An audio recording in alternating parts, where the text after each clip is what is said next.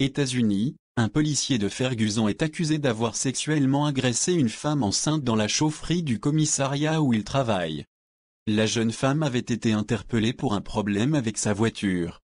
Cela va te servir de leçon, avait-il prévenu.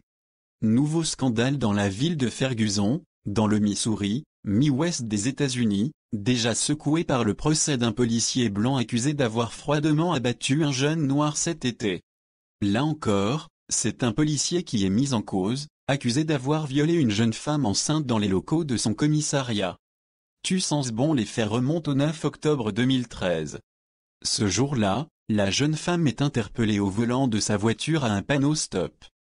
Sa plaque d'immatriculation n'est plus valable. Après avoir donné un faux nom au policier qui a arrêté son véhicule, elle est emmenée au commissariat, où elle est confiée au policier Jari Edan. Ce dernier, âgé de 29 ans, aurait rapidement dérapé, lui indiquant au moment de prendre ses empreintes que toute cette histoire allait lui servir de leçon, et qu'elle sent, et, bon. La jeune femme, qui est enceinte de 7 mois, est tétanisée. Placée dans une cellule, elle se met à pleurer et supplie le policier de la laisser partir. Trahi par son ADN, Jari Edan l'aurait alors conduite dans la chaufferie du commissariat.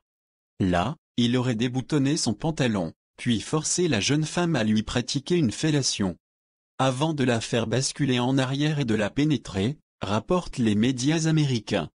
L'homme a ensuite expliqué à la jeune femme qu'elle pouvait partir mais qu'elle devait longer le bâtiment du commissariat, afin de ne pas être vue par les caméras de surveillance. À sa sortie, la jeune femme a rapidement décidé de porter plainte. Pendant ce qu'elle assure être un viol, elle a pu arracher des poils pubiens de son agresseur présumé, qu'elle a conservé et placé dans un petit sac en plastique. Les analyses réalisées depuis sa plainte ont révélé qu'ils appartenaient bien au policier Jari Edan. Le procès se tiendra le 3 décembre. Metro News du 20 novembre 2014.